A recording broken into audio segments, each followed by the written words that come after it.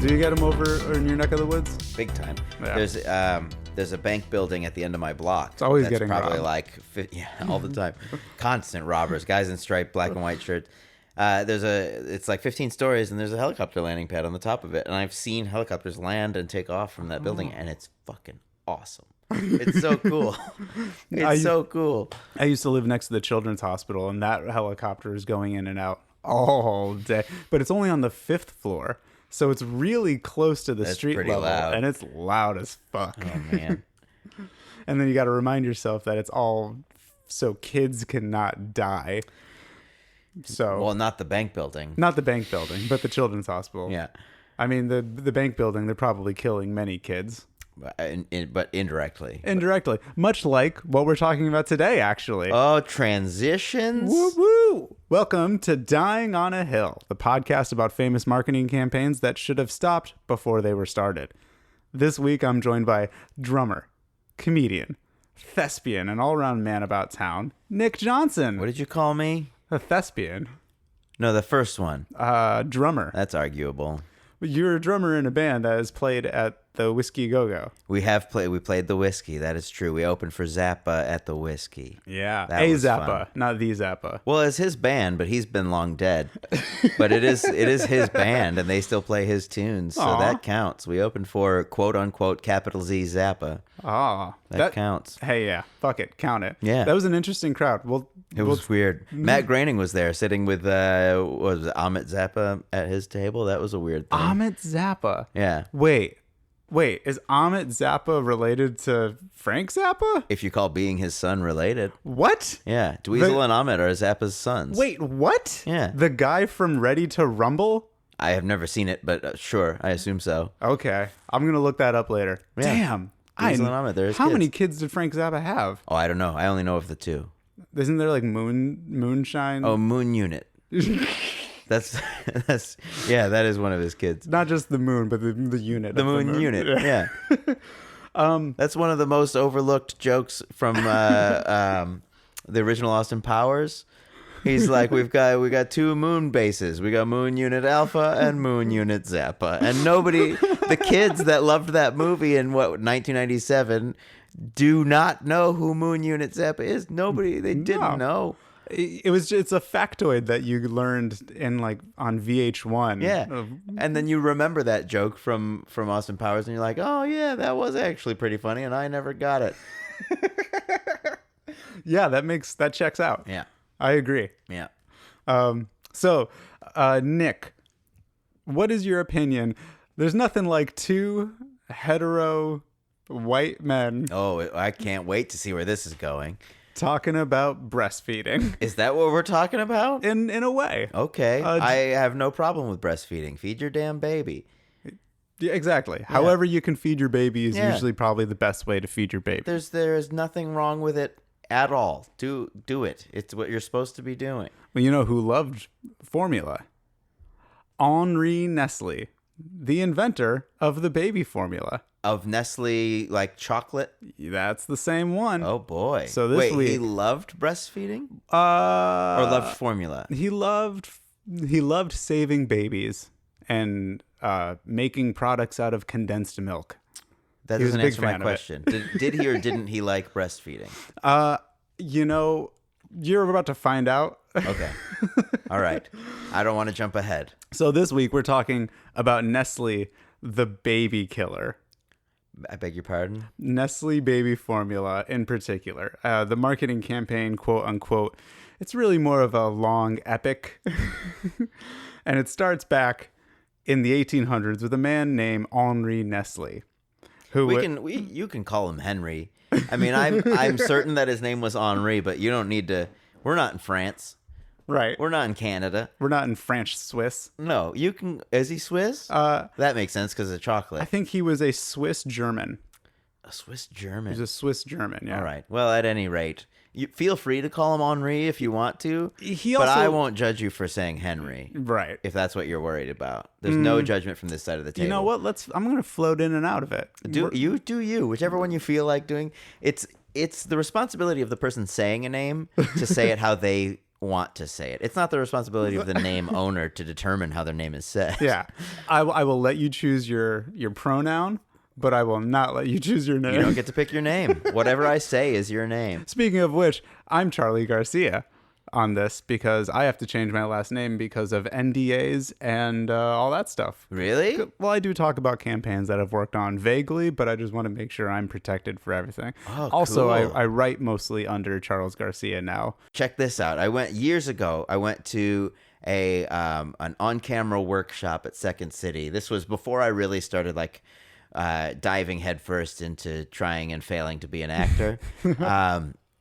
So I went to this on-camera workshop. It was like a 2 or 3 hour thing that they did at Second City in Chicago.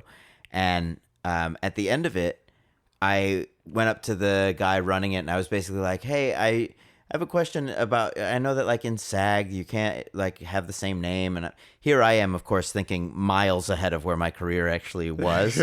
And so I'm like already planning ahead for when I will definitely eventually get into SAG, which never happened. And so I'm asking him like, hey, like, what should I do with my name? Because I have a very generic name, and I'm certain somebody in SAG already has that name. So what should I do about it? Should I change my last name, or what? Like, what do you think? And he was like, well, you kind of look Mexican, so maybe go with Nick Sanchez. Oh my God. There's no Hispanic bone in my entire body. But that was suggested to me by a man who I paid a significant amount of money to get career advice. Sure, and that was it. The advice I got was pretend to be Mexican, which he's not wrong in terms of marketing. Like that is a strategy that people employ, and I get it. But holy guacamole, I cannot possibly. I hear that.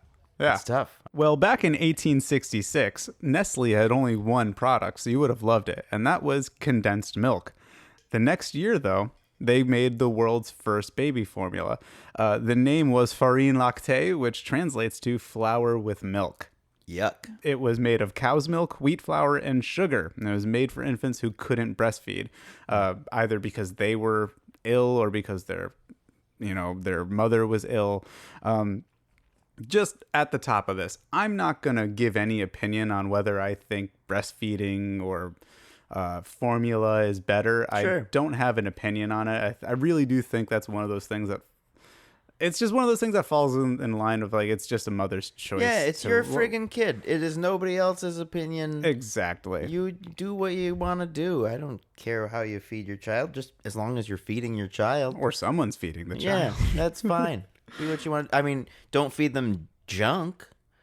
Don't like, if that formula is pure sugar, that's maybe not something you should do, but there's otherwise no issue in either direction. It's maybe not the sugar as much as it is the fecal matter, but we're going to get to that later. Wow. At the time, in 1867... You're going to drop that? You're going to drop a poop bomb on me and then just move right along on the story? Because it's later in the script, baby. All right, I'll wait.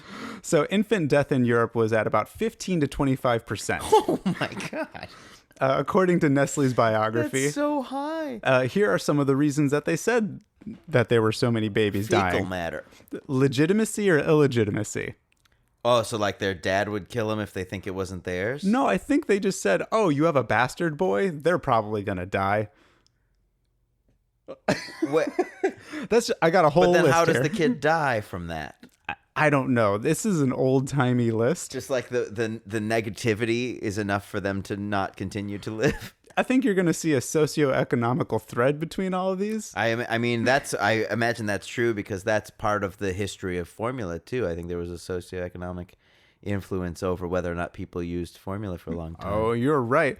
Country-town divide, parents' occupation, religion, family income, quality of housing, general conditions of hygiene and nutrition, and just to mention a few. Those are all the reasons babies would die. Those were all the reasons babies would die back in the 1880s, sure, as written by Nestle for their founder Hank Nestle. And we're talking white babies. Let's be honest. Well, it's Germany, Austria. We're not talking about America at all. No. Oh, okay. This is well, Europe. then we're definitely not talking about black babies. And this is what was Don't believed. take that quote out of context. Cut that part out, please. I will do. Here's what they thought about breast milk at the time. Okay. It was believed that even undesirable personality traits or mental states could be passed on this way. They thought that like psychosis and depression and all that could be passed That doesn't surprise me one bit. Right. Because, like, for eternity and up to and more or less including now, everyone just assumed women crazy all the time. And that's the cause of the majority of our problems. Until we got a magazine with 85 of them on the cover saying, you know, we're not crazy, right? They're not crazy. They're capable of driving a car without their menses going all bonkers. We cannot go down this road. We're already there. We're talking about breast milk. It's going to come up. Anyways. I would like to go on record and say, I think women are not crazy. And that's something you can take to the bank. Ladies, you're not crazy. Because a man said so. Oh, this is going to be a problem episode. Well, you invited me. I did. I tried inviting a lady friend for a more balanced perspective, and then I forgot to unlock the SD card when we were about 45 minutes in.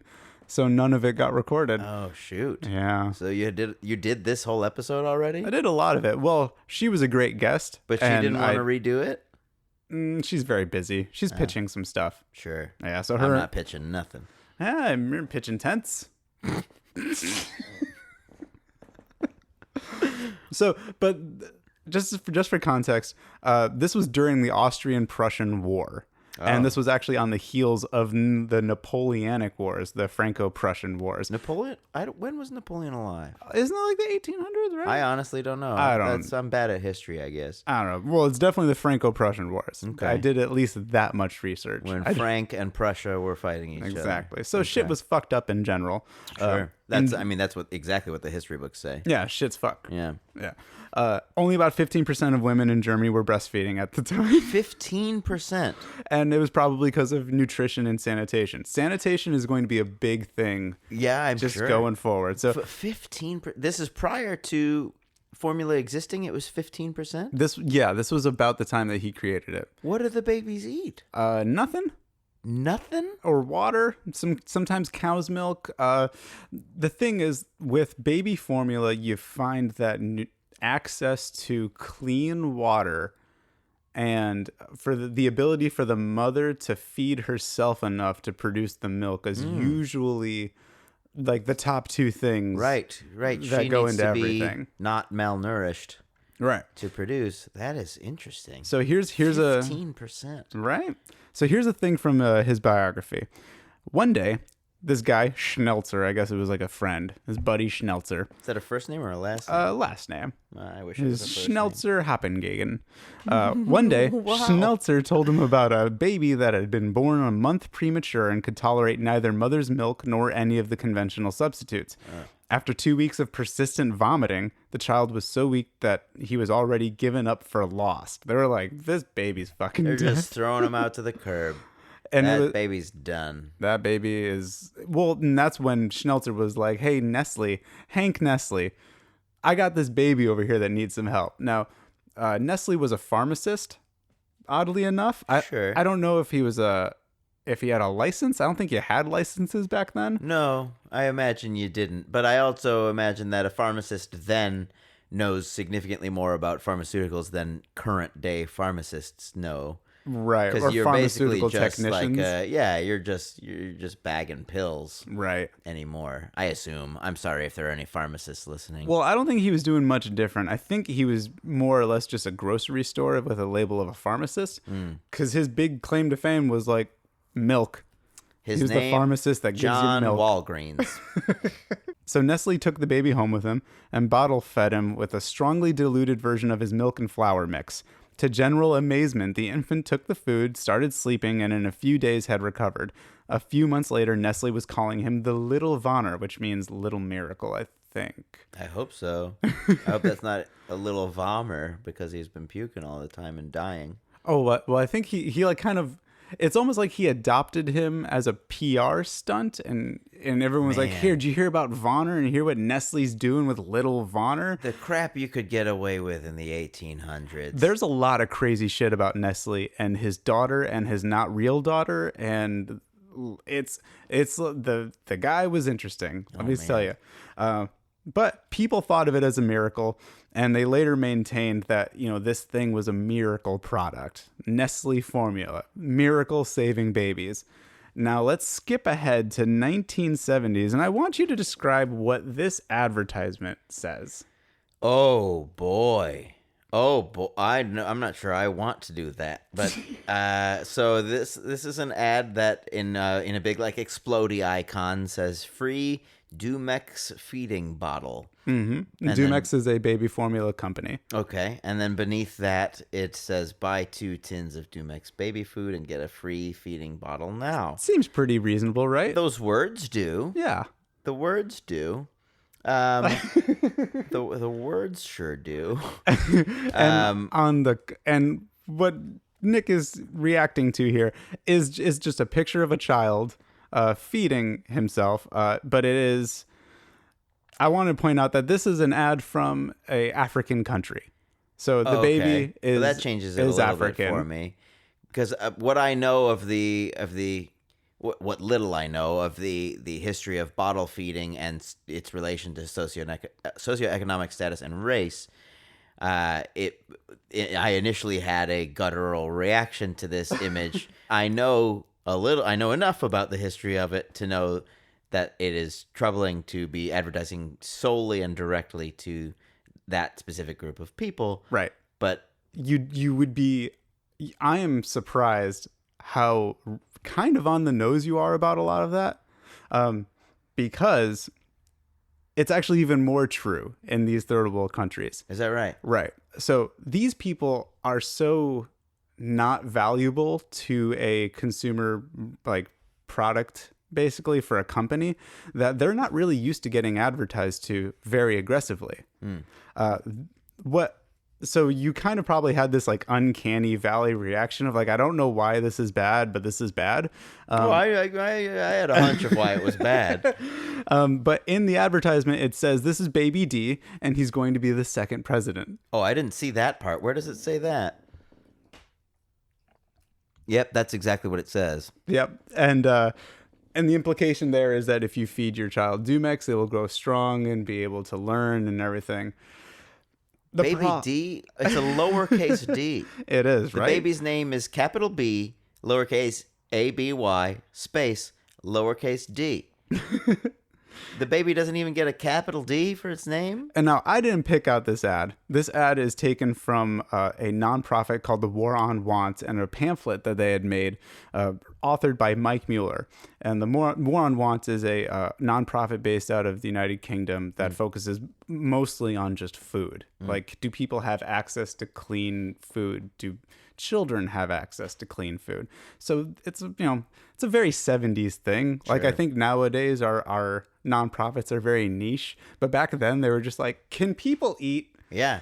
I mean, some of them still are, but yeah, I mean that we really have narrowed the scope on a lot of things now because you can. The internet lets you, like, if you have a real specific cause that you care about, there is somebody who's working to fix it. Unfortunately. But well, or maybe. fortunately. I don't know. I don't know. It depends on the cause, I guess. I don't know. Clowns are getting involved with a lot of stuff these days, and I don't like it. In what capacity? I don't even know what you're referring to. I'll refer you to another podcast. About clowns? Yeah, it's terrifying. I hate it. I have no opinion on clowns, to be honest. Nice. I know a lot of people are afraid of them, but I don't see I see neither the appeal nor the fear. Interesting. I get that. They're just there. They're like mimes. Yeah, I'm not afraid of mimes. No, but they're basically the same thing. They are. There's no movies about a killer mime. I think people just find it really off-putting, something that is just always smiling. Not all of them smile all the time. That's true. Some are sad. Some are sad clowns. But I trust those ones. Those ones that are in like coffee shops. That's your prejudice. Coffee shops? Yeah, like they're just smoking a cigarette in Paris. playing the mandolin, and they got a big frown on their face. I've never seen. Maybe such a clown. they got a hobo hat with the hat. The top of the hat is kind of like It's peeled back like a tin can. Yeah, exactly. I do know what you're talking about. Okay. So here's an excerpt from the War on Wants pamphlet. Third world babies are dying because their mothers bottle feed them with Western-style infant milk. Many that do not die are drawn into a vicious cycle of malnutrition and disease that will leave physically and intellectually stunted for life. Now, I felt really weird with the last part, but I think what this actually means is that these kids shit themselves to death. Read it again. I did not pick up on that. Third world babies are dying because their mothers bottle feed them with Western-style infant milk. Many that do not die are drawn in. I just love it. It's like many that don't die. Just, the dead ones, they're dead. They're dead. But for the ones that survive, here's their situation. They're drawn into a vicious circle of malnutrition and disease that will leave them physically and intellectually stunted for life. So I don't hear anything about pooping themselves to death in that. Well, the malnutrition is it. So they get diarrhea from not the formula, but the water that they're using in the formula. Okay. Yeah. So Mueller goes on to cite a Chilean study where he says that babies were given bottles versus siblings, and the siblings who were breastfed. So it's pretty similar to one another. So that's the control versus the test. Sure. And they found that the bottle children had a 3 times higher mortality rate than the breastfed siblings. The bottle-fed children had 3 times higher mortality rate. Yep. This is not where I saw this going. Right. And the main reason he goes on to cite is what they call weaning diarrhea, which is when a baby has diarrhea from the foods that they're given other than breast milk. And that leads to something called protein-calorie malnutrition, which literally means they don't have enough energy or protein, and they just start starving. And there's nothing anyone can do about it. It's truly, truly horrifying. I assume so. So that number of 3% in the village, 3% of people bottle fed. Okay. That number grew to 14% over time. But some were done with little to no practical warnings about the sanitation of the water or the cookware. Because the main thing about these communities is that they just don't have access to any of it. So the issue has nothing to do with bottle feeding so much as proper treatment of whatever it is that they're consuming. Exactly. Okay. But the statistics, and here's where I think there's like a truly evil part of it. The statistics are kind of staggering that prove that no one has access to this. So you're selling a product that will kill people because of their circumstance. And it's like... It's not the product that will kill people, but it is the way you have to use it in an area, in a specific area, that would end up killing. So just simply their drinking water is what's killing them. Yeah. So in 66% of households in this community, Malawi, I guess it's a country, and its capital is Lilongwe. Sure. In Africa, only 66% of those communities have washing facilities. Okay. Meaning even a sink in the house. Right. Running water of any kind. They don't have it. Got it. So where does that water come from? Comes from the river. What else is in that river? Poopies. Yeah. Every other villager's poop and shit. And then they use that to wash their bottles and make the formula and feed that to their kids. The thing about cuisine around the world is most of it's usually just made in a pot. It's you just throw everything in a pot and you boil the shit out of it. Sure. So they're using water from the river and they're boiling it in a pot that already has food in it, or it's washed in the water.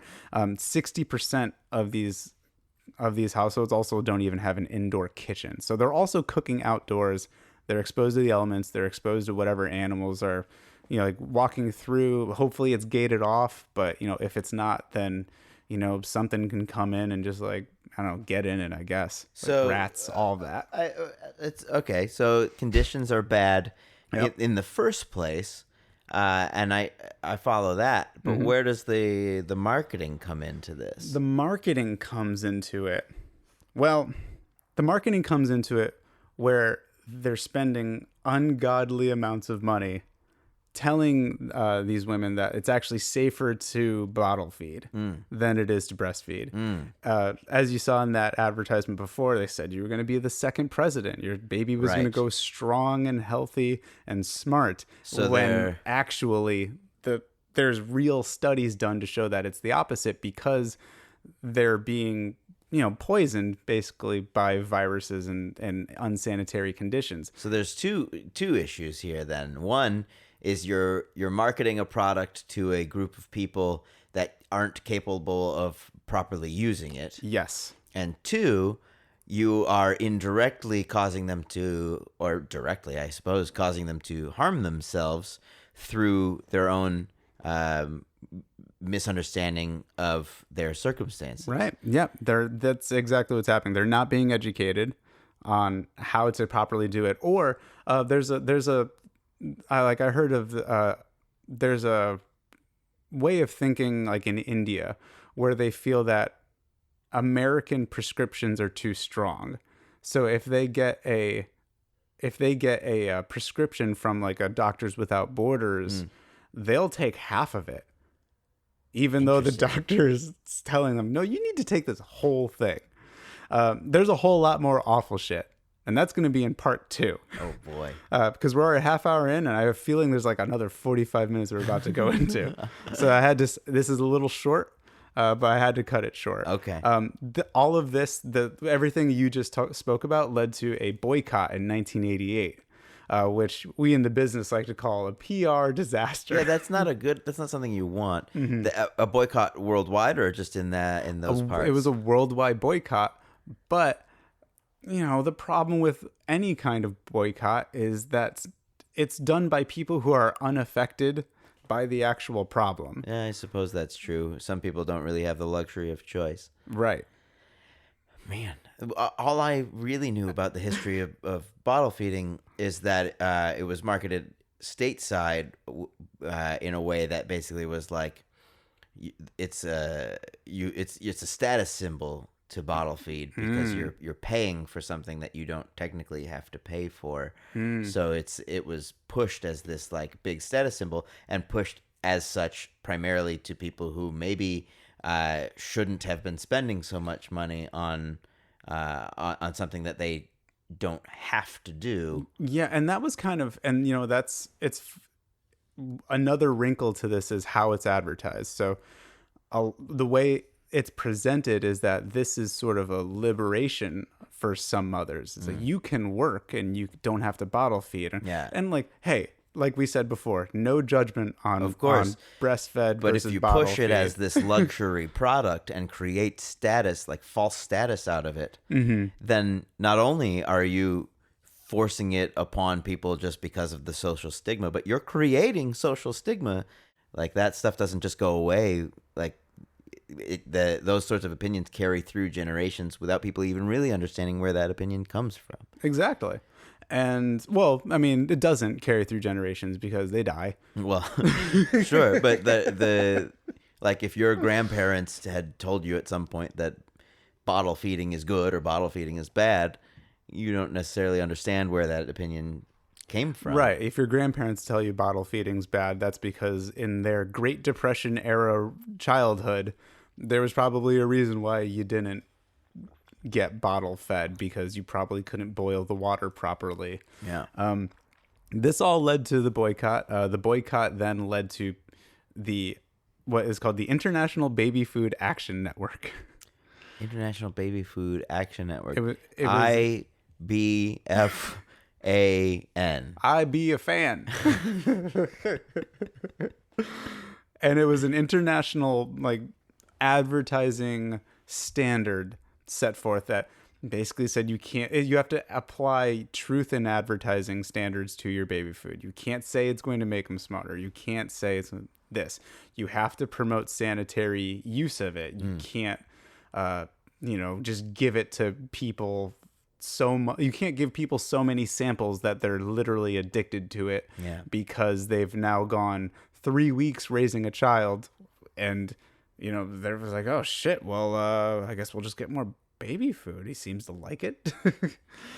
Which is that's going to be in part 2. This is actually all just a setup for part 2. Oh man, we're not even into the meat of it yet. I thought the 80s were going to be the horrible part. Oh boy. Turns out shit got cray afterwards. Hey, the 90s were a wild time. Yeah. Pearl Jam.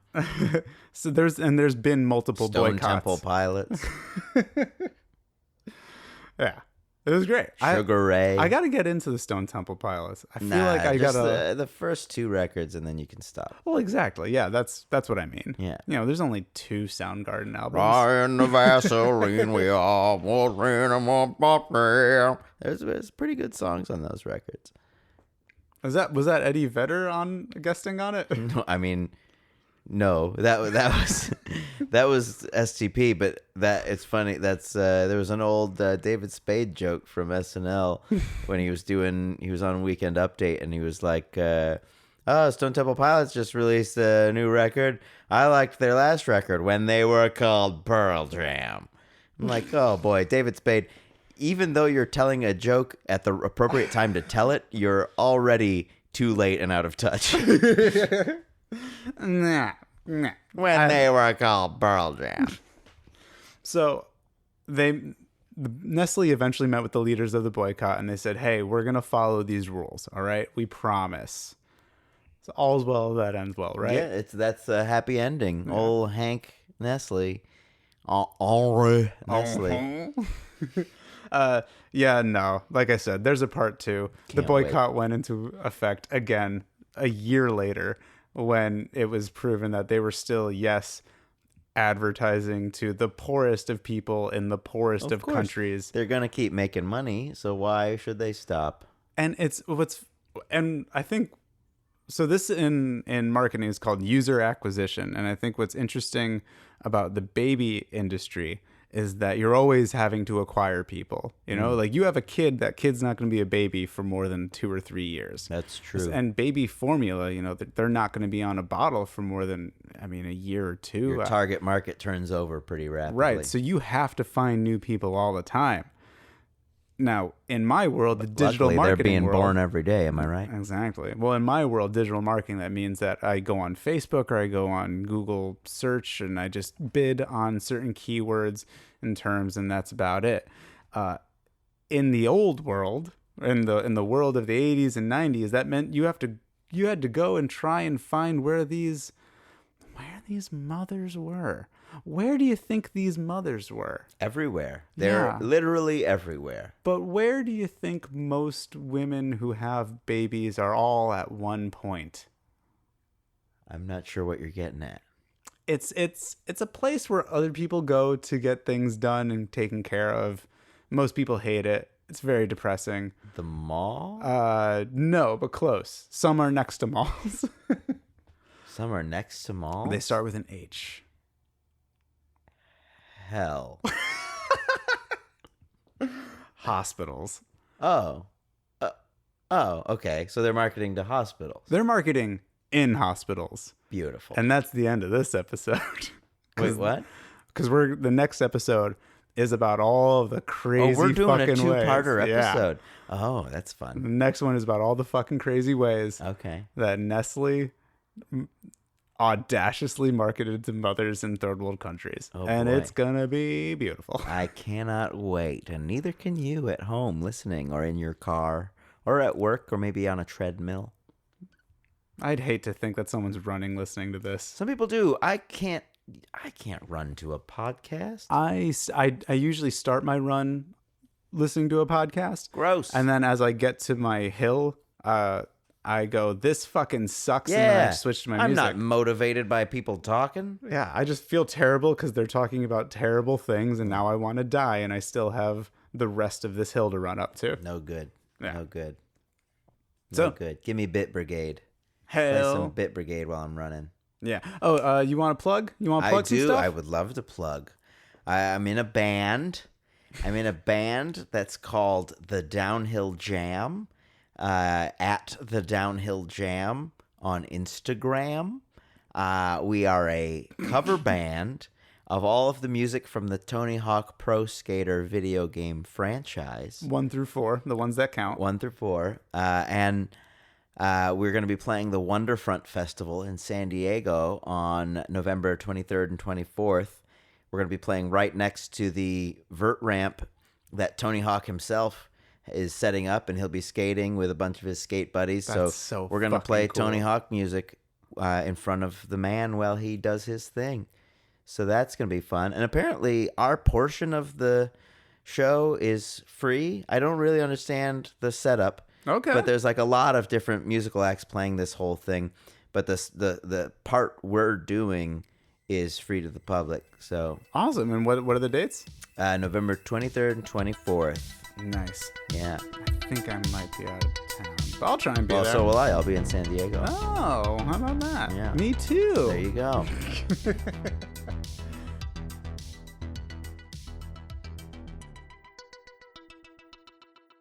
Wow.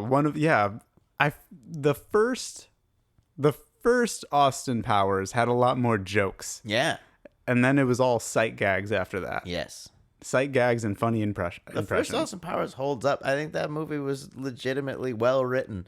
The other ones were they were funny, but they weren't well written. I mean, they had Beyonce in them. The aunts. I'm not going to argue with that. That's a good time. But they did arguably have more Mike Myers too, which, as we've come to find out, is usually not it's not necessarily the best thing you can do in a film. Yeah. As somebody who grew up absolutely adoring that man, I do recognize when enough is enough. There's some addition by subtraction in a Mike Myers movie these days. And some subtraction by addition. Inglourious Bastards. Infinitely better movie because Mike Myers was in it for only 5 minutes. That does help. His scene was maybe the only scene I liked in the Queen movie. Oh yeah. Yeah, where he's like, I'm an angry AR record producer. Yeah. Prove to me and that you're gonna be good. And they're like, let's play it. Hot take, that movie's bad. That's a bad movie. I don't think that's a hot take these days. A lot of people loved it. But the scene with Mike Myers should have been the worst scene in the movie. Because if you had a good Queen movie and then you had that scene with Mike Myers, that should have been the worst in the entire film. Sure. And I'm not saying it's a good scene. I'm saying it's the best scene in the movie.